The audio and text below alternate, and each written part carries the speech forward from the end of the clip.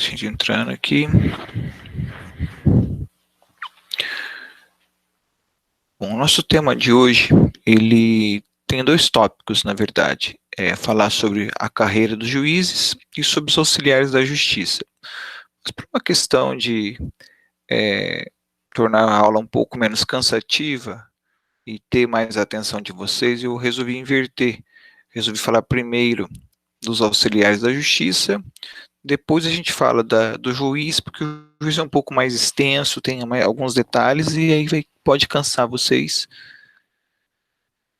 E aí vocês não teriam atenção para ouvir a segunda parte. Então eu comecei pela segunda parte, mas isso não vai prejudicar, porque a gente vai falar de tudo aquilo que está programado. Bom, então a gente aprendeu na aula passada a questão da organização judiciária, relembramos, na verdade, né? E agora a gente tem que falar de como funcionam estes órgãos. Como vocês podem ter visto pelo texto, são vários os auxiliares da justiça que nós temos. E a gente começa falando por primeiro do escrivão ou chefe de secretaria. Bom, vocês vão encontrar muito essa expressão, escrivão ou chefe de secretaria. E qual é a função deles? É a mesma, tá? Tanto é a mesma coisa, chamar de escrivão ou chefe de secretaria é a mesma coisa. Normalmente, a palavra escrivão, a gente encontra ele para o que a gente chama de cartórios privados. Parece estranho, talvez alguns até não saibam, mas no estado do Paraná, os cartórios, embora seja do Poder Judiciário, os cartórios têm dono, os cartórios são particulares, funciona como se fosse uma empresa. É diferente, é algo que, para quem não está no meio aí, pode estranhar. Então, normalmente, para esses escritórios, entre aspas, privados, é utilizada a expressão escrivão. Quando você vai para os cartórios, eu já vou explicar esse negócio de privados, tá? Quando você vai para os cartórios que pertencem ao Estado mesmo, ele é chamado de chefe de secretaria. E também chefe de secretaria é uma expressão muito corriqueira, muito simples, muito banal para justiças federais. Eles usam muito a expressão chefe de secretaria. Então, basicamente, não se preocupem muito se é escrivão ou chefe de secretaria. O importante é saber que essa pessoa, ele tem a função de registrar o andamento do processo, ele tem atribuições de praticar determinados atos do processo. Ele seria, como é que eu vou dizer assim, para não me falar, ele seria um auxiliar do juiz, ele vai colaborar com o juiz para fins de andamento do processo. Quando era processo físico, a atribuição dele era ainda muito maior, né? Hoje, com o processo digital, a atribuição continua a mesma, mas como mais fácil, né, de estar praticando esses atos, mais cômodo, na verdade, não mais fácil, mais cômodo. Bom, como eu prometi, por que os cartórios do Paraná são particulares? Não são todos, isso está acabando. É que antes da Constituição de 88, para você ganhava um cartório. Se você tivesse bom relacionamento com o pessoal do tribunal, você conseguia um cartório. Então, não tinha muito critério até então. Bastava usar aquela expressão, bastava ser amigo do rei que você conseguia, né? Porque cartório era pode-se dizer, são expressões duras de usar, tenho muitos amigos cartorários, mas a gente pode dizer que um cartório, ele seria uma máquina de caça-níqueis. Por quê? Porque sempre estaria entrando dinheiro, né? Não teria crise, não teria problema, porque está sempre tendo rentável, né? Se você pegar alguns cartórios, como por exemplo títulos e documentos, a rentabilidade ela é muito alta. Agora, com a Constituição de 88, isso mudou. Para você poder ter um cartório, é necessário você passar por um concurso público. E para você poder receber. Em Maringá, hoje, nós temos a 7ª Vara Civil, a 4ª Vara Civil salvo engano, a quinta também, não estou acompanhando muito isso, elas já são varas estadualizadas, que a gente chama, elas não pertencem mais a particulares, não tem mais dono, ela voltou ao poder do Estado. Então, é apenas uma peculiaridade aí, mas o que faz o escrivão-chefe de secretaria? Ele é responsável pela, digamos assim, a escrita do processo. É ele que expede os mandados, é ele que expede as ordens do juiz, é ele que organiza a pauta de audiência. Então, ele é, como eu disse agora há pouco, o verdadeiro auxiliar do juiz. Digamos aí que depois do juiz é uma das figuras mais importantes que nós temos na estrutura da organização judiciária para fazer o processo tramitar, para fazer o processo andar. Ok? Se alguém tiver dúvida, por favor, sinta-se à vontade.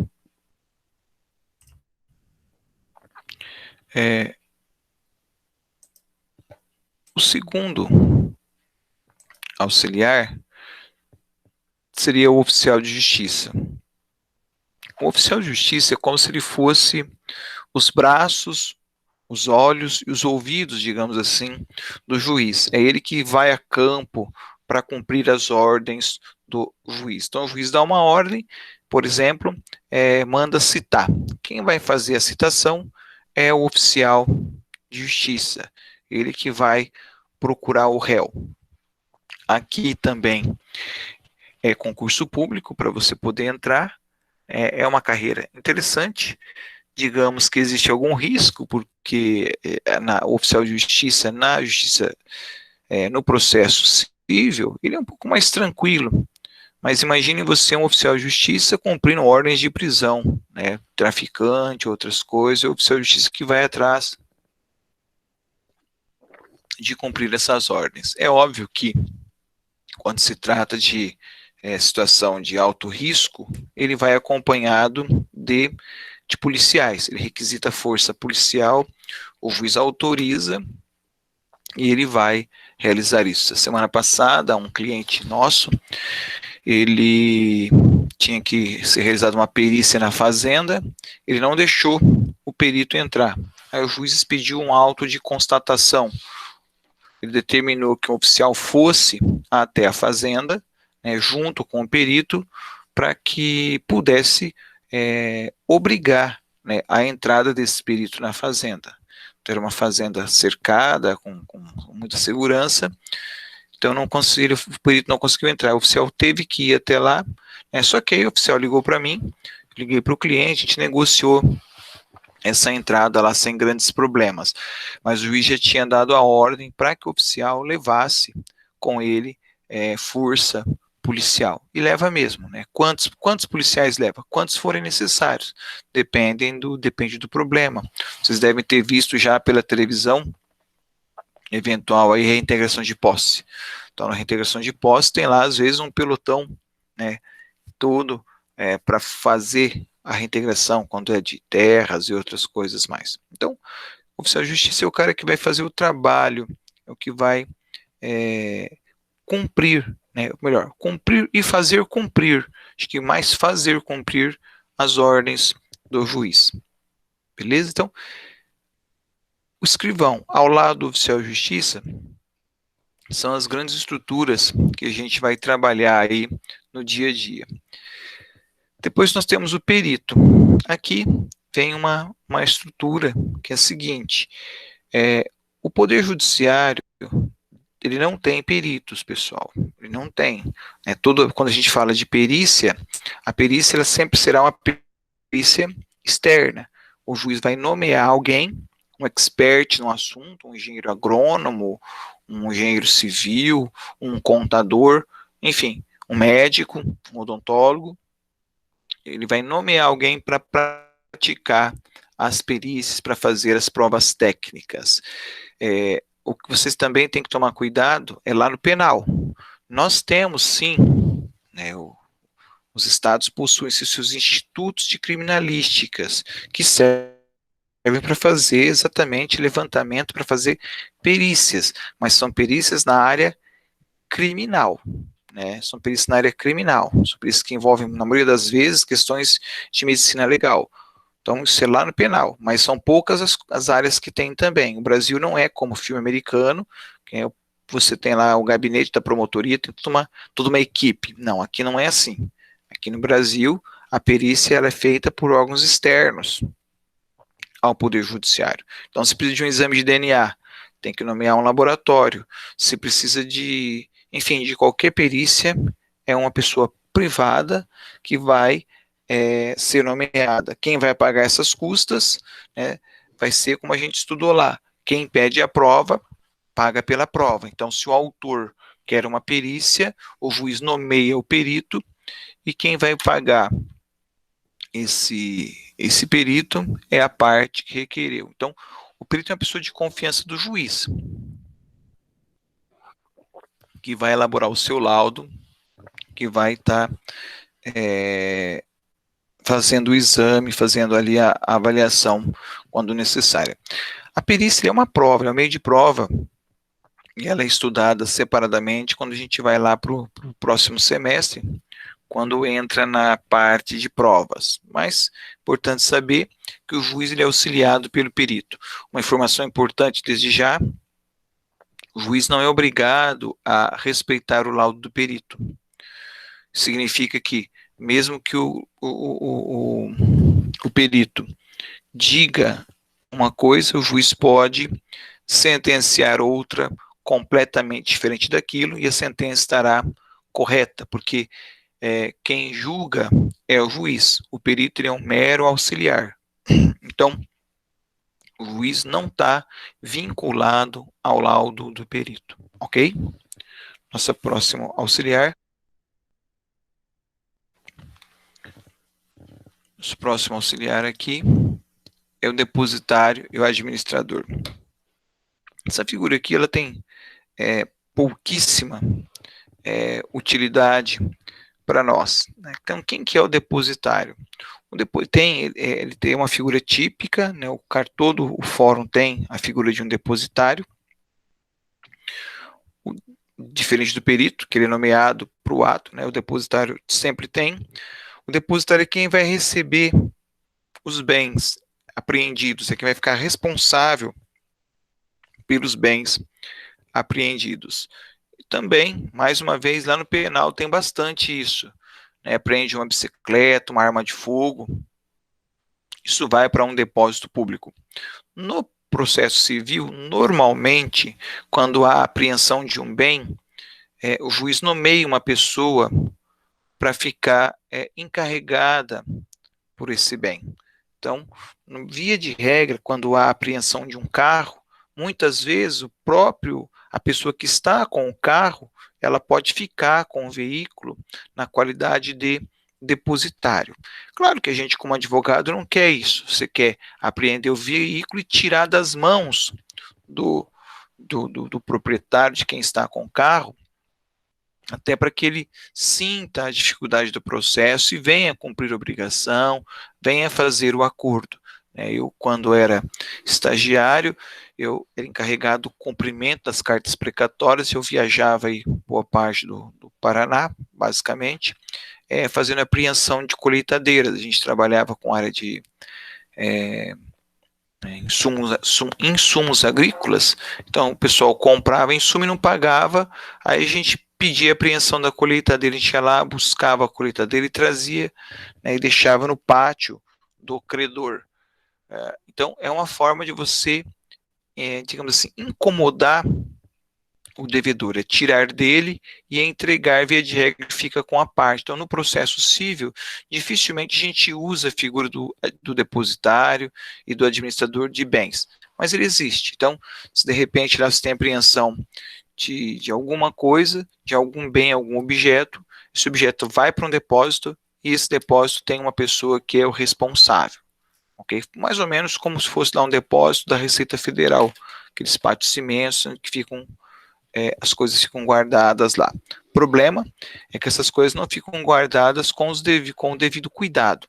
Então, às vezes, é apreendido lá um veículo e fica largado lá no tempo, né, apodrecendo. Não sei se alguém viu o noticiário ontem, tem lá uma notícia de uma Ferrari apreendida pela Justiça, que está apodrecendo no pátio, um modelo único no Brasil, amarelo, não sei quem viu a reportagem, modelo único no Brasil, que está apodrecendo e não pode nem ir para o ferro velho, em razão de que a Justiça não libera há mais de 20 anos esse bem, para que esse bem possa ser leiloado.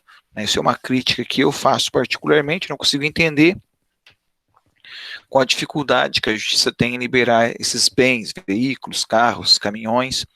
No meu ponto de vista, ser particular meu, não encontro eco, mas o veículo vale dinheiro. Vende esse veículo, apreender hoje, vende amanhã. Se daqui a 2, 3, 4, 5, 10 anos, quem perdeu o veículo tivesse direito, o valor que foi vendido fica depositado, saca lá o dinheiro, todo mundo sai ganhando, mas não, o judiciário quer manter o bem, quer manter o objeto lá guardado, o objeto depositado. Enfim, a gente vê muito isso em pátio também bem que diminuiu bastante, mas em parte da polícia rodoviária, você passa lá, tem dezenas de carros lá amassados, estragados. Vende aquele ferro velho, fica lá parado, fica só criando dengue. Mas enfim, nós temos aí a figura então do depositário, que é quem é o responsável, é o guardião dos bens que são apreendidos pelo Poder Judiciário. Avançando. Tradutor e intérprete. Aqui é como se fosse o perito. Eu não tenho, o judiciário não tem essas figuras contratadas, concursadas para atuar. Então eu tenho lá, de repente, uma pessoa estrangeira. Então tem que ter alguém para fazer esse contato, interpretar o que a pessoa está dizendo. De repente vai para uma audiência lá um mudo, tem que ter um intérprete Libras para poder traduzir para o juiz o depoimento. Ou quando você tem um documento em língua estrangeira, você vai precisar também de um tradutor. Então, são duas figuras que o juiz nomeia, tal qual o perito nomeia para o ato. Eles não têm lá carreira pública, não são concursados, não que o Brasil não tenha, o país tem tradutor, intérprete concursado que presta serviço, mas o judiciário não tem, não detém essas figuras. Quando é necessário, é nomeado alguém de confiança do juiz para poder fazer esse trabalho. Aqui na região que a gente está é muito, muito fácil.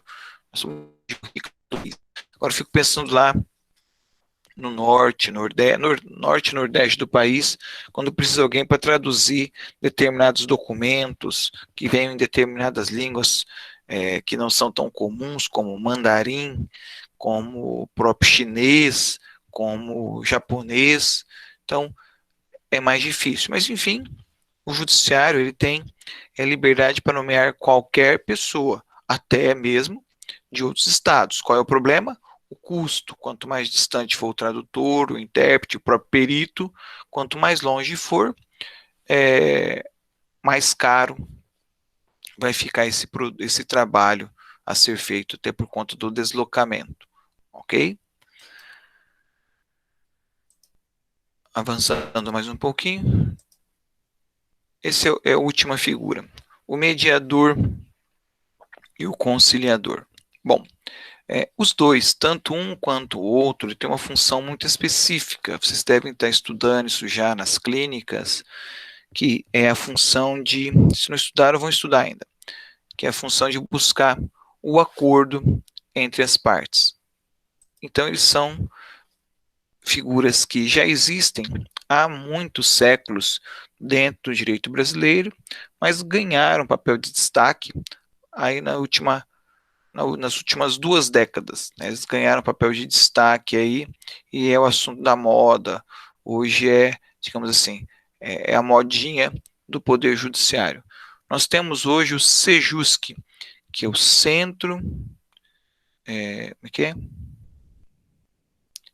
Centro, não me lembro o significado exato da expressão, mas de resolução de conflitos, me falhou aqui a sigla. Então, dentro do Sejusc, você vai ter a figura do mediador e do conciliador. Nós temos aqui 2 estruturas que são muito parecidas, sendo que o conciliador ele vai buscar elementos externos para tentar o acordo, enquanto o mediador vai deixar que as próprias partes busquem este acordo. Eu sou uma pessoa que não me preocupo muito com a distinção entre um e outro, eu sempre falo que o objetivo final é um só, é buscar o acordo. A distinção que há entre eles é uma distinção de cunho mais teórico, mais metodológico do que de resultado. Mas, enfim, são aí duas figuras. Também, aqui é um pouquinho diferente, porque hoje, como tenho disse agora há pouco, o Sejusc, o Poder Judiciário tem um rol, tem um cadastro dessas pessoas que atuam dentro do Poder Judiciário. Eu critico muito que esse serviço ainda, no Paraná pelo menos, ele é gratuito. Então, a pessoa, para ser mediador e conciliador, ele vai lá e vai fazer um trabalho gratuito. Eu acho isso um absurdo, porque é trabalho, eu acho que todo trabalho merece ser remunerado. Mas, enfim, algumas pessoas se dispõem a fazer esse trabalho, são pessoas que passam por capacitações, são pessoas preparadas, então você tem uma mão de obra altamente qualificada a custo zero, Isso é um absurdo, na minha opinião, mas quem quiser atuar, minha esposa, ela é conciliadora, vai lá, faz um trabalho bem bacana, bem bonito, mas é, pega lá um dia, 2 dias da semana dela que ela faz uma doação para o Poder Judiciário, que tem recursos. Ele tem recursos, até porque o que obriguemos as partes a custear esse trabalho. Ah, professor, mas nem todo mundo tem condição. Ok, para isso a gente aplica justiça gratuita. Mas, enfim, são duas figuras que ajudam a desafogar o Poder Judiciário. Afinal de contas, uma conciliação a mais é uma sentença a menos. Conciliador e mediador são bacharéis em direito, não são juízes, mas auxiliam esse juiz. Ah, esses são as figuras que o autor separou para nós lá como auxiliares da justiça. Não são os únicos, existem outros, como por exemplo, se a gente pegar lá os juízes leigos, que atuam dentro do juizado especial civil. Então você tem também esse juiz leigo como auxiliar da justiça. Você tem, dentro da estrutura do Poder Judiciário também, você tem um contador judicial. O que é o contador judicial? Ele é uma pessoa que vai fazer a anotação, dos custos do processo. Ao final, quando vai para a sentença, o processo tem que ir para o contador verificar tudo aquilo que foi feito de despesa no processo para que possa ser apresentado a conta final ao sucumbente, a quem perdeu. Lembra lá? Quem perde o processo, ele é o responsável pelo pagamento das custas e o reembolso daquilo que a outra parte gastou. Quem faz essa conta é o contador judicial. Nós também temos o avaliador judicial, que é muito ali próximo à figura do oficial, é uma figura típica também, que todo fórum, toda comarca tem, que é a pessoa que vai fazer avaliações mais simples. Ao invés de ter um perito, tem esse avaliador que faz pequenas avaliações. Então, a grosso modo, pessoal, estas são as figuras que vão auxiliar o juiz no seu trabalho, no seu desempenho. Lembrando sempre que todos os auxiliares da justiça são sujeitos do processo. Lembra? Parte é quem sofre o efeito da sentença. Se não é parte, todo o resto é sujeito do processo. O próprio advogado, ele é sujeito do processo. Ele representa a parte, mas ele não é a parte. Ok? Beleza, pessoal? Então, esses são os auxiliares. A gente vai falar agora do juiz. Se alguém tiver uma pergunta, por favor, sinta-se à vontade. Antes que eu esqueça também, pessoal, um parênteses aqui. Hoje eu não vou liberar nenhum formulário para vocês preencherem. Hoje é apenas o resumo da aula. O formulário da semana passada, por algum motivo sinistro, para a turma B não deu certo. Era o mesmo link, era a mesma tudo igual, né? Era uma recorta, cola, tudo igual. Mas na turma B, misteriosamente, não conseguiram entrar. Enfim, deve ter faltado alguma coisinha lá. Então, para não ficar em descompasso as duas turmas, eu vou liberar vocês, que vocês já fizeram a atividade que eles têm que fazer hoje. Beleza? Bom, órgãos do judiciário. Achei muito interessante o autor chamar de órgãos do judiciário, mas só tem o juiz ali que ele tratou no capítulo todo. Então vamos lá. Então eu separei aqui para a gente falar especificamente da figura do juiz. Aí a gente começa ali pela imagem, lembrando que o ingresso na carreira da magistratura é feita mediante concurso público, é o que a gente chama de prova de títulos e prova, né, títulos e documentos. Então, o que vai acontecer? É um concurso que ele vai variar de estado para estado, porque o juiz ele é um juiz estadual, não tem juiz municipal, é um juiz estadual. Então, cada estado vai ter a sua organização, mas o norte principal é a Constituição Federal. Depois eu vou ter o juiz federal, que também é mais fácil aí, porque a União que organiza esse concurso é um concurso que tem digamos assim, não tem variação, é um modelo só para o país inteiro. Mas, basicamente, ainda aproveitando, eu também vou ter juiz do trabalho, que também é um concurso público próprio. E, aproveitando a oportunidade, a gente tem que ver que o concurso para a magistratura, basicamente, ele vai ter algumas fases. Eles começam, em regra, por uma prova objetiva, prova ali de X. Né? Quem tem interesse em seguir essa carreira, é uma carreira bastante interessante, mas se prepare para responder aí 95% da prova. Né? Quem passa em concurso público tem um altíssimo índice de acerto nas questões. A concorrência é muito alta e é uma concorrência bastante qualificada. Se bem que depois a gente toma um susto aí, como é que algumas pessoas passaram em certos concursos públicos, mas isso aí é fofoca, né? De qualquer maneira, são concursos altamente preparados, para pessoas altamente preparadas. Então, a primeira fase é uma fase objetiva, prova de X. A segunda fase é uma prova subjetiva, questões discursivas. Depois eles vão ter ainda a prova de sentença, vão fazer lá 1, 2, 3, 4, 5 tipos de sentença, dependendo do concurso. Né? Basicamente, uma sentença civil, uma sentença penal tem que ser feita, todas elas, não dá para escolher, quero essa ou quero aquela, como exame de ordem, que você vai escolher uma área. Para juiz, não, você tem que fazer tudo.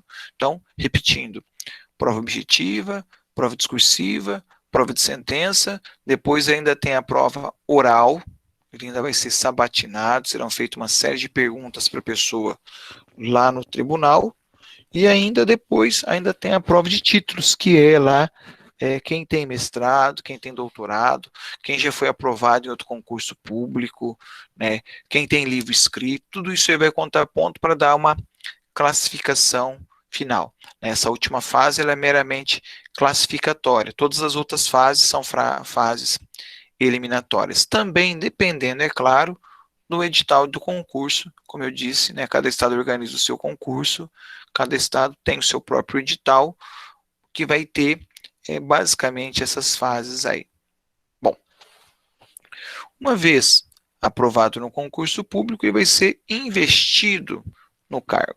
Né, o autor pegou uma série de informações ali, faz um texto até bastante longo, mas eu procurei separar aquilo que a gente vai, de fato, que é necessário para que um bacharel em direito conheça. Bom, dentro dessa estrutura toda, eu acho que é fundamental a gente conhecer as garantias que um juiz tem. Eu já mencionei essas garantias em aulas passadas, mas vamos sistematizá-las aqui mais uma vez. Primeira garantia é a vitaliciedade. O que é vitaliciedade? Uma vez que ele passou no concurso e uma vez que ele passou pelo que a gente chama de estágio probatório, ele passa a ser vitalício, ou seja, ele é concurso para toda a vida. enquanto ele tiver vida e não se aposentar, ele é juiz, né? Claro que ele também pode renunciar, né, desistir do seu cargo. O que aconteceu lá com o governador do Rio de Janeiro, Witzel, ele era juiz federal, renunciou para ser governador do estado. O Sérgio Moro renunciou à carreira da magistratura para ser ministro do governo. Então, se a pessoa quiser, ela pode deixar de ocupar o cargo. Agora, se ela não manifestar esse interesse, ela é para toda a vida. Então, isso dá uma garantia para o juiz para ele tomar as decisões, duras muitas vezes, né? Imagine lá quando teve que decretar a prisão do ex-presidente Lula. São decisões que realmente pesa a pessoa, né? São decisões que têm repercussão nacional até internacional. Então, o juiz ele tem que ter tranquilidade para trabalhar. Observe que a vitaliciedade para o cargo da magistratura ele é adquirido após 2 anos de exercício.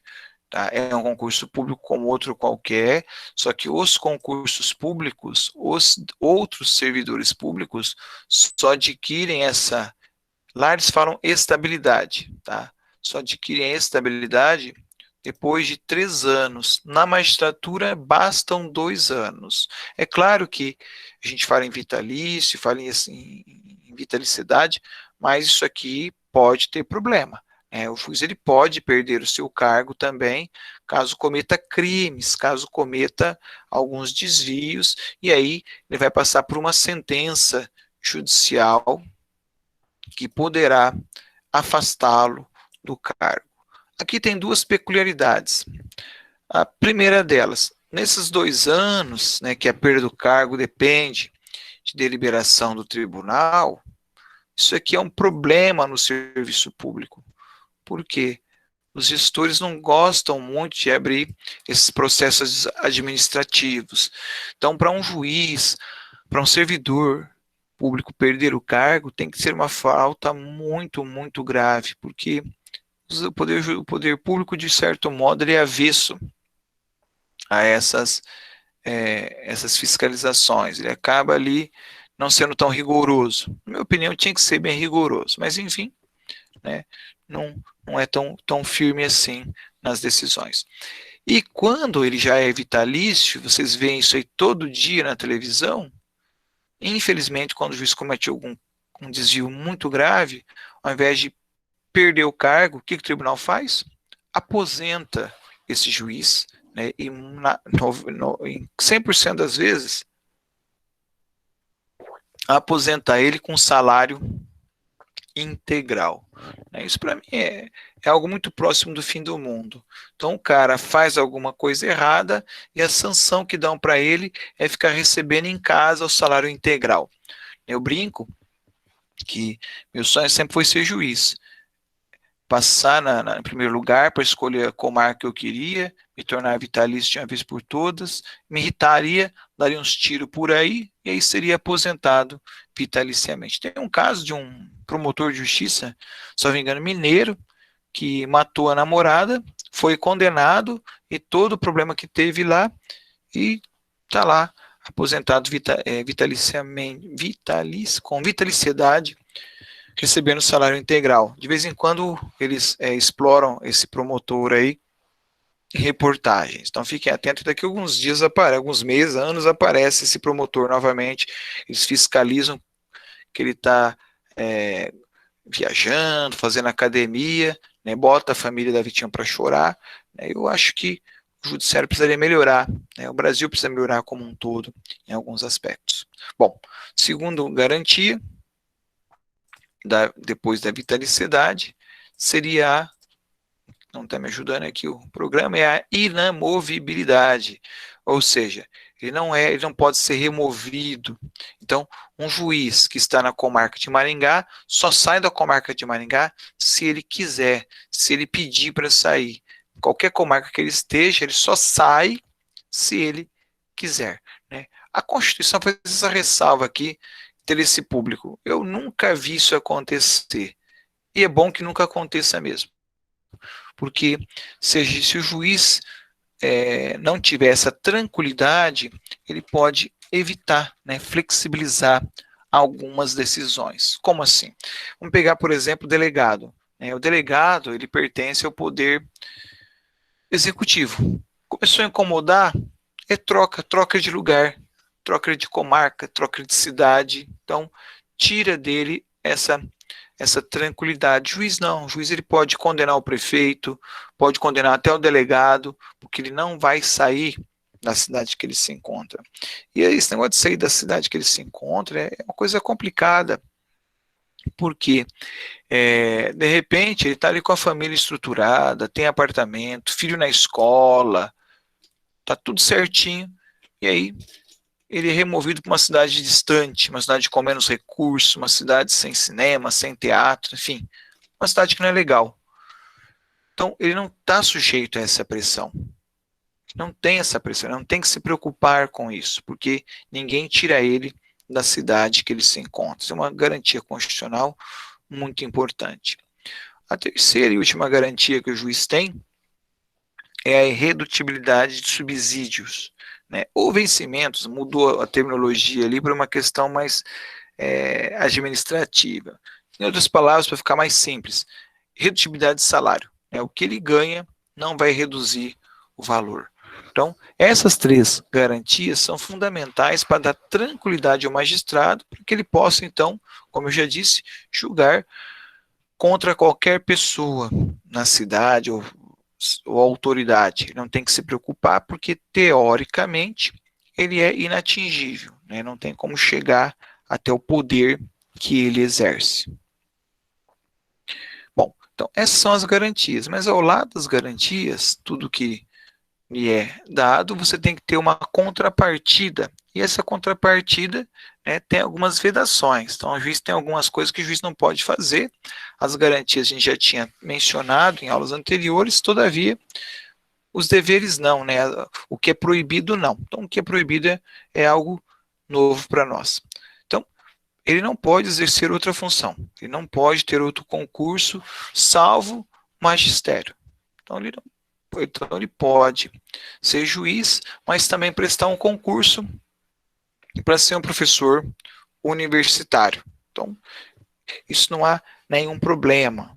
Você tem aí diversos, né, no próprio Sesumar nós temos no quadro de professores, hoje, dois juízes que trabalham conosco, que alguns de vocês teve aula com ele, que é o professor Kleber. Já tivemos outros juízes também na instituição. Então ele pode atuar, né, não só para o concurso público, mas ter um emprego público. Né? Ou agora tem uma faculdade, mas aqui um juiz, ele é coordenador de curso. Então há que se tomar alguns cuidados com isso, porque o Conselho Nacional de Justiça, ele fica muito de olho, porque alguns exageram. Havia um tempo aí que tinha juiz que trabalhava 40 horas e tinha mais 40 horas em faculdade. Como é que ele fazia? Isso não tinha jeito. Então, hoje, o Conselho Nacional de Justiça tem um controle do que os juízes estão fazendo. Né? O Conselho Nacional de Justiça é aquele órgão que eu falei na aula passada, que tinha lá a função administrativa de acompanhar o que estava acontecendo. Então, ele não pode ter outro emprego, somente ser professor. Receber qualquer custas ou participação em processo. Então, o juiz não pode ter, isso é uma coisa óbvia, né? Não pode receber nenhum tipo de valores por resultado de processo. Né? Qualquer coisa que ele receba é caracterizado como crime, né? Crime, tem que verificar o tipo do delito, pode ser lá uma concussão, uma corrupção, tem que ver o que foi que aconteceu ali, mas ele não pode receber nenhum tipo de valores por resultado de processo. Professor, uma pergunta. Diga. O juiz, por exemplo, quando ele decide igual em várias sentenças, isso daí não seria... poderia ser classificado como abuso de autoridade? De forma alguma. Quando ele decide igual em várias situações, é porque as situações levaram àquele resultado. A decisão do juiz, estou escrevendo um texto, um livro, onde eu coloco lá bem essa questão, né? O juiz, ele tem que ter liberdade no seu pensamento para poder tomar a sua decisão. Ele não pode ficar preso a algumas coisas. Tem um caso interessante que eu até ia mencionar mais no final da aula de hoje, que dirá a respeito à suspeição do juiz. Quando o juiz é suspeito, quando parece que alguma coisa está dando errada. Então, imagine a seguinte situação. Eu não vi quem perguntou aí, como é que é o seu nome? Alex? O Alex. Então, imagine a seguinte situação. Um caso real, isso aconteceu, tá? O juiz deu, vou te dar o nome, é o juiz Devanir Sestari, que hoje está em Marialva, ele atuava em Mandaguari. Não sei se alguém chegou a conhecê-lo. Bom, o que aconteceu? Lá em Mandaguari, tem uma empresa que eu não me lembro o nome, isso eu tomei conhecimento por uma decisão do tribunal, estudando material exatamente para aulas mesmo, para falar de suspeição, eu me deparei com essa sentença, com essas sentenças dele lá em Mandaguari. Então, o que aconteceu? Ele condenou uma empresa 10 vezes. Então, teve 10 processos, e nos 10 processos a empresa perdeu, foi condenada pelo juiz. Essa empresa sofreu o 11º processo. Nesse 11º processo, eles alegaram a suspeição do doutor Devanir, falando, olha, não tem cabimento, né? Todas as 10 vezes que a empresa foi processada, nas 10 vezes a empresa foi condenada, então parece que ele é suspeito, então vamos trocar esse juiz. Veio para ele se manifestou, foi para o tribunal, né, porque quem vai decidir se ele fica ou não é o tribunal decidiu o seguinte, ele falou, olha, não é porque o réu foi condenado 10 vezes que o juiz possa ser suspeito na 11ª. Se o réu foi condenado nas 10 ações, significa que ele é culpado nas 10 ações. E se ele for culpado na 11ª, ele será condenado novamente. Então, o fato das sentenças serem iguais não quer dizer que há algum desvio, até porque o juiz ele tem a obrigação de aplicar a lei. Então, ele está aplicando a lei. O juiz, parece engraçado o que eu vou dizer, mas a margem para a criatividade do juiz é muito pequena. Ele tem que sempre estar adstrito à letra da lei. E quando ele fugir da letra da lei, o tribunal vai atrás para reformar essas decisões. Então, Alex, o fato das decisões serem iguais, não há problema. Hoje em dia, o nó que existe hoje em dia, não é elas serem iguais, é elas serem exatamente iguais por causa do recorta-cola. Isso é um outro problema, mas, assim, isso não caracteriza nada de errado. Na área que eu atuo, a área de desapropriações, no Brasil tem 5 advogados de grande porte que fazem isso. Então, eu tenho lá a Adriana Colli, eu tenho lá o Pedro Davi, eu tenho o Pedro Henrique. Então, quando chega para nós uma dessas 3 petições, por exemplo, chegou da Adriana, quando é a petição da Adriana, eu já tenho a contestação pronta. Por quê? Porque eu sei que a petição inicial dela é um recorta-cola. A minha contestação também não vai ser muito diferente. Por quê? Porque são processos iguais. Aí quando vai para o juiz tem lá 30, 40 processos de desapropriação que são iguais. Você pega os despachos, você pega as sentenças, são todos iguais. Então, o que vai mudar na desapropriação é só o valor. Então, se você pega esses processos, você toma até um susto, você fala, mas pera um pouquinho, né? São 30 processos idênticos, tudo igual, desde a inicial até a sentença, e quando vai para o tribunal, pasmem vocês, os tribunais vão dar o mesmo acordo, a gente já sabe o que vai acontecer. Então, há uma previsibilidade. Agora, tem nulidade nisso? Nenhuma nulidade, porque a gente está aplicando aquilo que é a estrutura. E para encerrar a resposta, só um paralelo, o médico, quando tem uma doença, ele não aplica sempre o mesmo remédio. Se tem os mesmos sintomas, para pacientes diferentes, o mesmo remédio. Nossa área é um curso superior, né? A ciência é igual, ok? A não ser, Alex, que você me mostre que o juiz fez isso por malandragem. Aí é diferente. Aí a sentença vai ser anulada, sim. Mas se seguiu certinho a lei, não há problema, não. Ok? A sentença é anulada, mas inicia-se um novo processo. Ah, sim. Se provado que está errado, será anulada aquela e vai começar tudo de novo. Ah, entendi. Ok? Ok. Terceira vedação é a atividade político-partidária. Mencionei agora há pouco ali, né? É o caso do nosso governador do estado do Rio de Janeiro, que para trabalhar em atividade política partidária teve que renunciar ao seu cargo. A mesma coisa aconteceu lá ao ministro Sérgio Moro, que hoje, se quiser voltar a ser juiz, terá que prestar um concurso, caso queira, mesma situação, governador do Rio de Janeiro. Para poder voltar, eles precisariam de um novo concurso público. Aqui é basicamente a mesma coisa, né, do segundo item. É a contribuição, né, não pode ter nenhum tipo de ajuda. O que acontece, pessoal? Antigamente, quando eu falo antigamente, não é tão distante assim, 20 anos atrás, 25 anos atrás, era muito comum, final de ano, juízes receberem grandes presentes, né, pacotes de viagem internacional, né, semanas em resorts. Isso era uma coisa normal. O banco, principalmente, fazia muito isso. Então, isso acabou. Felizmente, isso aí moralizou bastante hoje dentro da estrutura. Então, antigamente se convidavam lá juízes para dar palestras a preço de ouro, como forma de dar algum tipo de agrado, algum afago para eventuais processos. Felizmente, isso se moralizou bastante.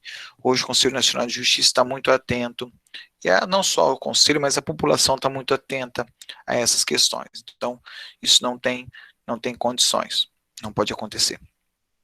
Quinto, exercer a advocacia no juízo ou tribunal do qual se afastou, antes de ter ocorrido 3 anos do afastamento por aposentadoria ou exoneração. Então, se o juiz for afastado do cargo, né, se ele for aposentado ou ele for expulso, digamos assim, exonerado do cargo, ele tem que ficar 3 anos sem poder atuar, ok? Hoje vocês saiu noticiário ontem, da questão do juiz Sérgio Moro, que vai ter que ficar lá no período de 6 meses para poder voltar a advogar. Esses 6 meses é em razão lá da comissão de ética que existe para poder acompanhar esse desligamento das pessoas do governo. Então, ele tem lá com um período de carência de 6 meses para quê? Para ser um período em que cessem os elos que a pessoa construiu dentro da estrutura. Porque imagina você, aí, seu colega de sala, né? Vocês estão juntos aí 4, 5 anos. Se ele te pedir um favor, vai ser muito difícil de você negar, se ele for de fato seu amigo. Imagina você lá no tribunal, você toda semana, todo dia, conversando com os ministros, no cafezinho, jantar, viajando juntos, chega lá, na semana seguinte ele passa a ser o advogado. Então, é muito difícil esses relacionamentos. Por conta disso, a lei veda 3 anos, né, um prazo aí de carência para que ele possa advogar no tribunal que ele trabalhou, que ele exerceu. Então, se eu sou juiz federal e eu vou advogar na justiça estadual, não tem nenhum problema. Né? Se eu sou juiz federal no Paraná e vou ser advogado em processos federais no Rio de Janeiro, também nenhum problema. Não é do tribunal ou juízo que eu me afastei. Então, é dado um período de 3 anos aí para ter a desincompatibilização, digamos assim. Ok? Bom, então nós vimos os direitos, vimos as proibições. Agora, como é que o juiz atua dentro do processo? Quais são seus poderes? Ele está errado, poderes, né? Poderes, deveres e responsabilidades. Né? Desculpem ali pela palavra, acabei vendo agora. Bom, que é assegurar às partes igualdade de tratamento. É o princípio da isonomia, que o juiz também tem a obrigação de observar. razoável duração do processo. Então, o juiz ele tem que ser a pessoa que vai acompanhar os processos, fazendo com que ele ande mais rapidamente. Então, você vai vendo essas coisas aqui, e lembrando o que acontece no dia a dia, você vai tomando alguns, não é sustos, mas algumas coisas que são ruins da gente ver. Então, vamos pegar aqui isonomia de tratamento. Então, eu estou acompanhando um processo em que tudo que o réu faz, o juiz impõe multa. Qualquer besteirinha que o réu faça, o juiz impõe multa. Eu fiz uma petição até mal educada essa semana. Aí eu coloquei lá, ó, o juiz determinou que o autor fizesse tal coisa, que o réu fizesse tal coisa, o réu fez. Agora é a vez do autor. Escrevi na petição, gostaria que Vossa Excelência fosse isonômico, aplicasse multa ao autor também agora, né, se ele errar. Vamos ver o que ele vai fazer, mas às vezes você se depara com situações em que você vê essa igualdade sendo violada. Razoável duração do processo, né, eu fui intimado, essa noite eu vi a intimação, a mesma intimação, recorta-cola, né, no processo. Então, essa intimação igual atrasou o processo pelo menos um mês. Então, são coisas que não precisariam acontecer, né? O juiz tinha que estar mais atento ao desenvolvimento dos processos. Agora, também não tem como culpá-lo, né? São mais de 1000 processos para a pessoa olhar, às vezes uma coisa ou outra é natural, vai escapar, né? Eu mesmo aqui não acabei de errar uma palavra, então é normal que, dentro do volume de informação que você vai ter no dia a dia, que uma coisa ou outra escape. Quer que o juiz faça isso, né? Reprimir, prevenir ato de dignidade da justiça, deferir postulações meramente protelatórias. Então, se ele verificar que o advogado só está querendo atrasar o processo, é obrigação dele mesmo parar com aquilo. Determinar todas as medidas indutivas, coercitivas, mandamentais, subegatórias necessárias para o cumprimento da ordem judicial. Então, se não cumprir a ordem judicial, ele pode impor uma série de restrições, inclusive ações que tenham prestação pecuniária. Então, o juiz ele pode impor multa se a pessoa não pagar, não cumprir a ordem judicial. Ele pode impor multas, né? A gente viu lá a questão se a parte não praticar um ato tentatório de dignidade da justiça, que ele pode aplicar uma multa que vai se reverter em favor do Estado. Se for uma litigância de má-fé, ele pode impor uma multa que vai reverter em favor da outra parte. Então, ele pode fazer isso. Algumas novidades que o novo Código trouxe foi a questão, por exemplo, apreensão de passaporte, apreensão de carteira nacional de habilitação, enfim, medidas que possam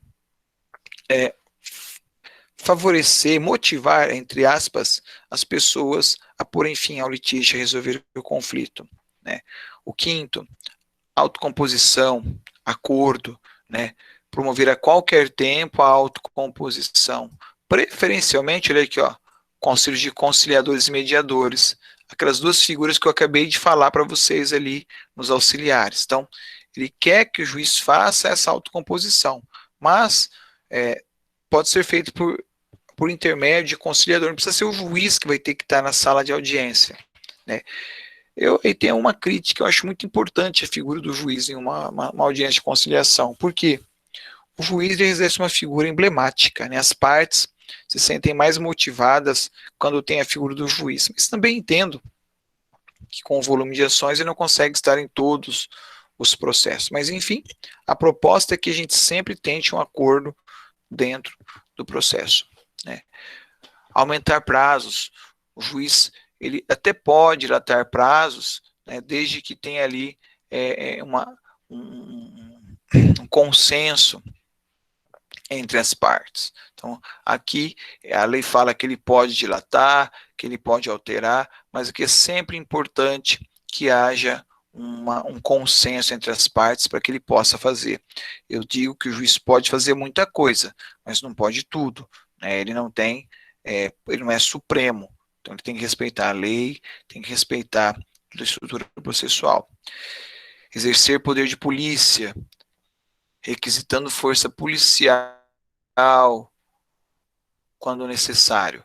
isso aqui, né, alguns responderam isso aqui lá equivocadamente, mas responderam na prova, quando eu falei para que as duas mulheres que acompanhavam a ação, a audiência, o que o juiz podia fazer?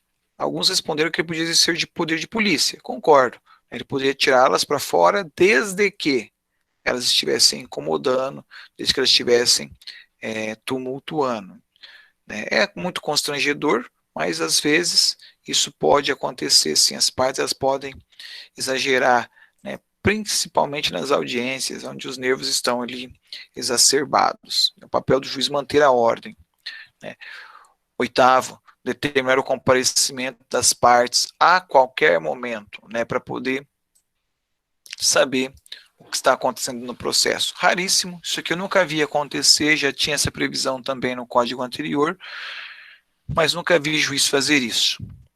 Determinar o suprimento, isso aqui enfim, ele acompanha o processo, e tudo aquilo que tiver errado, ele tem que mandar corrigir, né, que são ali, que fala em pressuposto e saneamento, mas aqui é tudo, pessoal, tudo aquilo que tiver errado no processo, né, faltando um documento, documento trocado, às vezes acontece do advogado juntar documento que não tem nada a ver no processo, ele manda tirar, isso é papel dele, né, ele tem que acompanhar, zelar por todo o andamento do processo.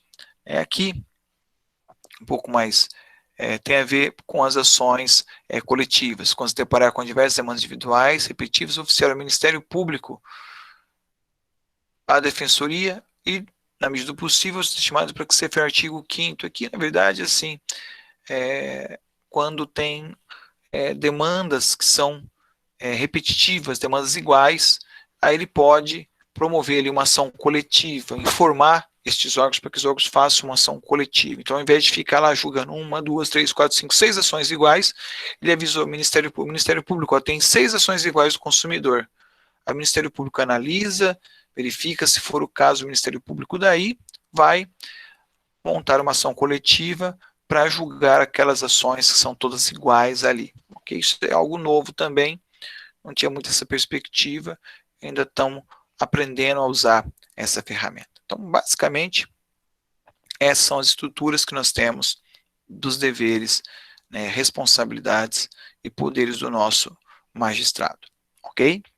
Bom, dito isto, a gente entra para a parte final da aula, que é o impedimento e a suspeição. Basicamente, eu volto àquilo que eu falava com o Alex no começo. Quando ele me perguntou, mas as ações são iguais.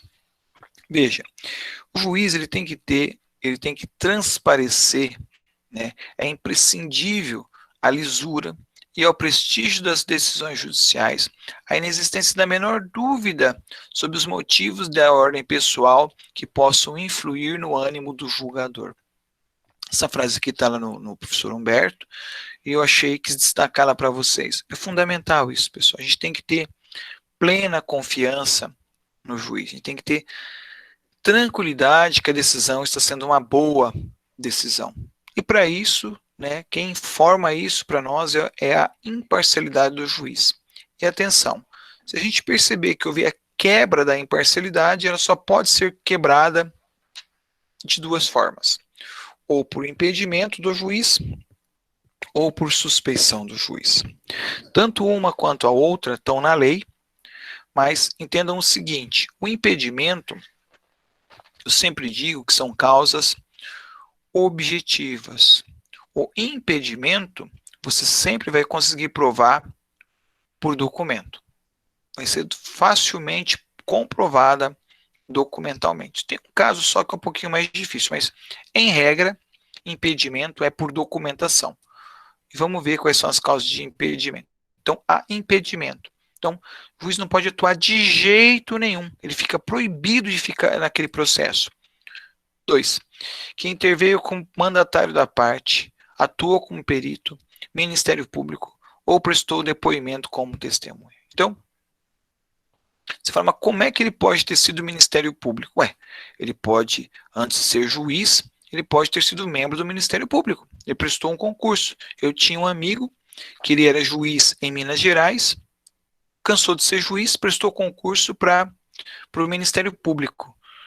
Minto, ele era juiz no Espírito Santo, juiz estadual, prestou concurso para o Ministério Público, aí sim de Minas Gerais. E depois prestou concurso para juiz federal e veio ser juiz federal aqui no Paraná. Passou em todos os concursos. Um parênteses. Quem passa no concurso, pessoal, via de regra passa em vários. Que a preparação ela tem que ser uma preparação tão forte que quando o cara passa num concurso, ele passa em 3, 4. É difícil até dele escolher qual que ele quer tomar posse. Mas, voltando aqui. Então, no caso concreto, se ele já foi promotor em um processo, e de repente ele vem a ser juiz no mesmo processo, ele não vai poder. Por que ele não vai poder? Se ele já foi perito, se ele já foi testemunha, por uma questão óbvia. Se ele deu o testemunho pendeu para um lado, a perícia pendeu para um lado, o Ministério também pendeu para um dos lados. Isso não pode acontecer. Ele tem que ser imparcial, ele não pode estar ali naquele processo. Segundo, conheceu em outro grau de jurisdição tendo proferido decisão. Então ele é juiz em Maringá, foi promovido, se tornou desembargador. Foi desembargador para o TJ. Está lá no Tribunal de Justiça, quando ele, para surpresa dele, tem lá um recurso de um processo que ele deu a sentença. Como é que ele vai dizer que a sentença que eu dei estava errada? Não existe isso. Então, se ele já atuou no processo anteriormente, naquele processo, ele não pode exercer a magistratura. Mas como é que faz? Não tem problema. Um outro juiz irá substituí-lo. Mas na comarca só tem um juiz. Não tem problema. A gente busca um juiz na seção judiciária. Mas o juiz da seção judiciária também está impedido. Pessoal, o Paraná tem mais de 1.000 juízes. Garanto que um deles não vai ter uma vinculação com aquele processo. Então, fiquem tranquilos que sempre haverá um juiz que poderá substituir o colega que esteja impedido ou suspeito. Quanto a isso, fiquem tranquilos. Olha lá, ele estiver atuando como defensor, advogado, Ministério Público, óbvio, seu cônjuge ou companheiro, consanguíneo ou parente, consanguíneo e afim linha colateral até o 3º grau, inclusive o 3º grau. Então, pensa você é juiz, sua esposa, seu marido, seu companheiro é advogado. Como é que você vai julgar esse processo? Até porque, se o advogado ganhar, ele vai receber os honorários de sucumbência, então você vai, de certa maneira, receber o dinheiro também. Vai viajar com o dinheiro, a esposa ganhou um processo, vai viajar, vai levar você para viajar. Então é óbvio que se tem um parente seu, e quem que julgaria contra um parente seu? De jeito nenhum, não tem coerência isso. Muito próximo ao inciso 4º. Então, na primeira hipótese, você atua como advogado ou promotor. Na segunda, no inciso 4º, é quando é parte, você teria coragem de condenar sua mãe ou o seu filho, por mais errado que eles estejam, certamente você iria ter a tendência de favorecê-lo. Professor, mas eu tenho a minha integridade. Você tem, mas o direito ele não é feito para você. O direito é feito para o homem médio. Então, a sociedade média, ela tem esses cuidados. Professor, lá em casa eu brigo muito com meu pai e com a minha mãe. Na sua casa. Mas a sociedade média, pai, mãe e filhos se respeitam muito. Por conta disso, o juiz ele não pode atuar nesse processo. Quando for sócio ou membro de direção de emissão de pessoa jurídica, parte no processo. Agora há pouco eu falei que o juiz não pode ter outro emprego. Como é que ele pode ser sócio? Uma associação, por exemplo, associação de magistrados, ele pode ser o diretor dessa entidade, da associação, e a associação está sendo processada. Ele é o presidente, e ele vai julgar o processo. Não tem lógica. Então, ele não pode atuar em processos que ele tem algum tipo de vínculo com aquela situação jurídica. Herdeiro de uma das partes, se presume que ele seja herdeiro ou donatário ou empregador de uma das partes. Então, está lá a diarista do juiz atuando num processo. A babá dos filhos dele atuando num processo. Como é que você vai condenar uma pessoa dessa? E o risco de deixar as criancinhas em perigo. Então, nesses casos, ele pode se afastar do processo. terminando isso aqui já, isso é novo, tá? Isso veio aí com um novo código, em que figura como parte instituição de ensino, com a qual tem relação de emprego ou decorrente de contrato de prestação de serviço. Então, juiz não pode julgar processos das instituições em que ele trabalha. Aqui é a mesma coisa, figure como cliente, figure como parte cliente do escritório de advocacia do cônjuge ou companheiro. Acaba sendo também a novidade, está no novo código isso, mas acaba sendo muito próximo a isso aqui. É muito próximo a essa situação aqui, ó. Tá? Mas ali foi mais específico, porque a gente começou a se observar muito que o advogado, a pessoa contratava o advogado porque tinha um parente do juiz lá como contratava o escritório e que tinha o parente do juiz como sócio, como forma de tentar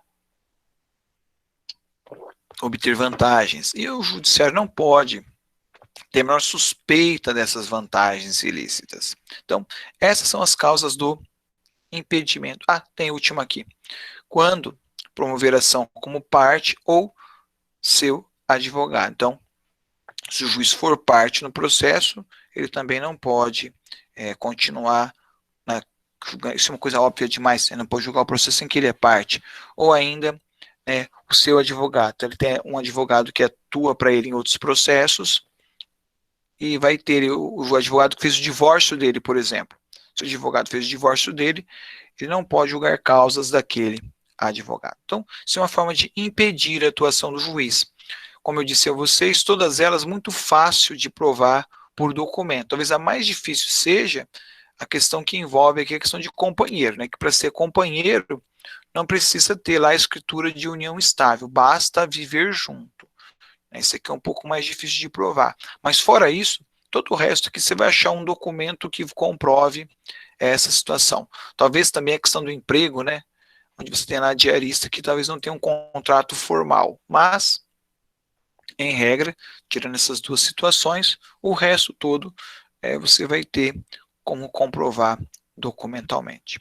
Bom, ao lado do impedimento, nós vamos ter a suspeição. Aqui é mais difícil, né? Suspeição vem da palavra suspeito. Eu acredito que isso possa ser assim. Muito mais difícil de provar. Olha lá, a primeira delas é essa. Amigo íntimo ou inimigo de qualquer das partes ou de seus advogados. O inimigo, eu diria que é até mais tranquilo a pessoa saber, né? Eles têm aí aquelas pessoas que no mesmo ambiente os dois vão se matar. Então, hoje, no cenário nacional, a gente sabe que Sérgio Moro e Bolsonaro são inimigos de morte. Um não quer mais contato com o outro. Isso aí é público e notório. Então, a inimizade é fácil. Agora, e o amigo íntimo? Né? O primeiro que já tem aqui a palavra, ele é íntimo. Pessoa que é da minha relação privada. Como é que eu vou provar que a pessoa é amigo íntimo de um juiz? Muito difícil. Né? Então, sempre isso aqui, aluno pergunta, mas professor, como é que prova?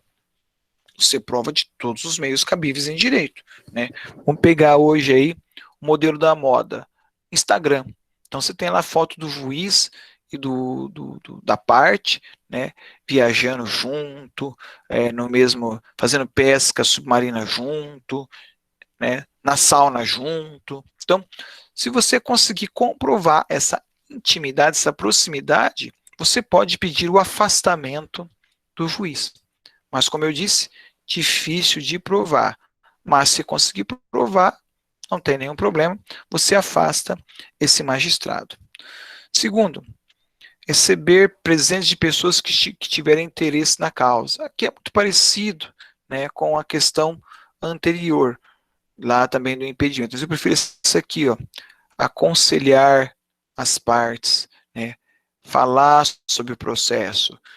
Eu acho que teve um caso agora, na semana passada, de um ministro que se manifestou sobre uma das questões do governo. Então, esse ministro, eu não lembro qual que é o assunto agora, se aquele assunto, se aquele problema, se aquele assunto virar uma questão processual, certamente ele não vai poder atuar nesse processo, porque ele já falou publicamente qual era o seu entendimento.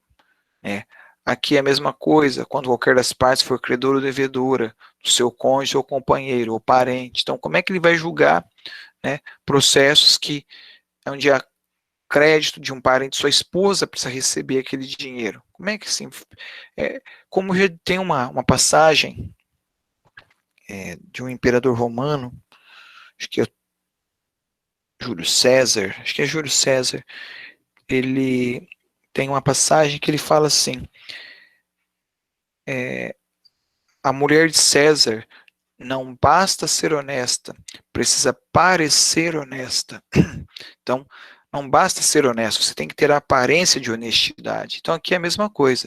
Se tem uma pessoa que deve para sua esposa, para um parente seu, e você condena essa pessoa, vai ficar muito estranho. Pô, mas de repente está condenando para pagar a conta. Então, para evitar isso, o que é a melhor coisa a fazer? Afasta o juiz. E tem essa saída aqui, ó. Ainda não é nem essa, é a outra. Então, interessado no julgamento. Difícil também de provar. Como é que você prova que uma pessoa tem interesse em favorecer a outra, né? Mas eu queria chamar a atenção para isso aqui, ó. Poderá o juiz declarar suspeito por motivo de foro íntimo. Então, se ele perceber que ele não tem a tranquilidade, e a palavra é essa, que ele não tem a tranquilidade mental de poder condenar ou absolver uma pessoa, nada mais justo do que ele juiz peça, né? Tem aquela brincadeira do BOP, pede para sair, né? Pede para sair do processo, não há nenhuma sanção para ele se ele sair desse processo. Então ele pode, por motivo de foro íntimo, pedir seu afastamento, né? O que muitos devem estar se perguntando é o procedimento.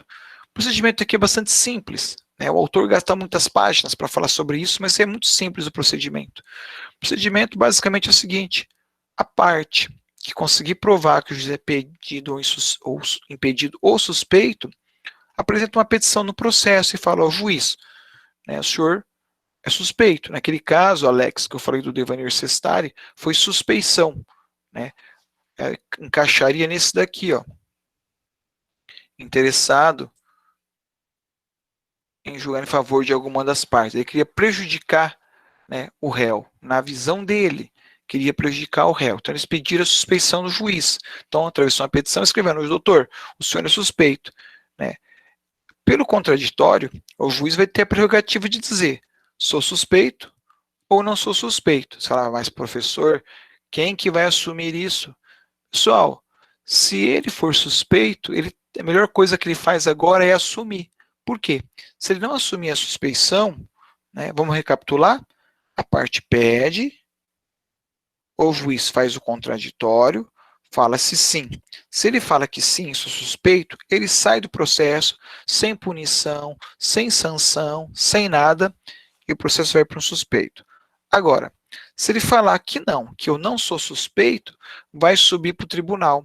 Aí o tribunal vai analisar as provas, vai analisar a alegação da parte que pediu, vai analisar a alegação do juiz e vai decidir pelo afastamento ou não desse magistrado. E fiquem tranquilos que não tem, pelo menos não se percebe corporativismo, né? O tribunal não deixa de afastar porque é amigo, não. Se o tribunal perceber que ele é, de fato, suspeito ou impedido, pode ter certeza, o tribunal vai afastar esse juiz. E aí, embora ele não sofra nenhuma sanção funcional, não tenha nenhuma punição, mas vamos lá, pega mal, né? Para ele fica ruim. Então, de fato, assim, quando se caracteriza um ou outro, se for juiz honesto, é claro, ele mesmo vai sair do processo, não vai ter grandes, ele vai se declarar impedido e vai dizer, ó, sou impedido, já atuei nesse processo, ele pode dizer que ele é impedido. O impedimento não pode ser por foro íntimo, o impedimento tem que ser por base daqueles itens. A suspeição pode até ser por foro íntimo, não quero participar, não me sinto com tranquilidade para fazer isso aqui, ok? Então, basicamente, pessoal, essa é a estrutura que a gente tinha preparado para a aula de hoje, né? Então, mais uma vez, agradeço a atenção de vocês e deixo a palavra aberta para alguém que alguém quiser fazer alguma pergunta, alguma coisa, estou aí sempre à disposição, pessoal. É a vez de vocês falarem agora. Alguma dúvida, algum questionamento?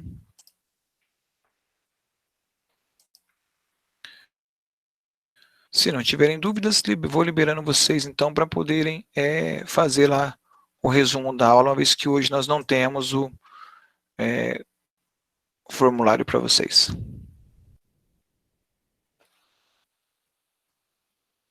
Ok, pessoal, era isso?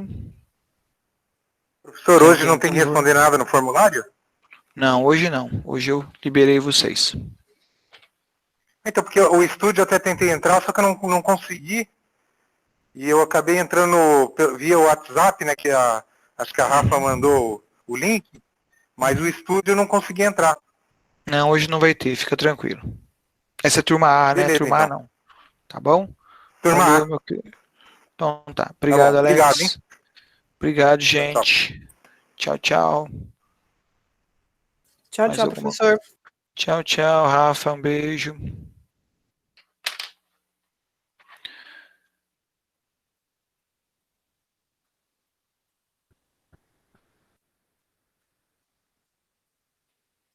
Ok, pessoal. Então, um abraço a todos aí. Nos encontramos na nossa próxima aula.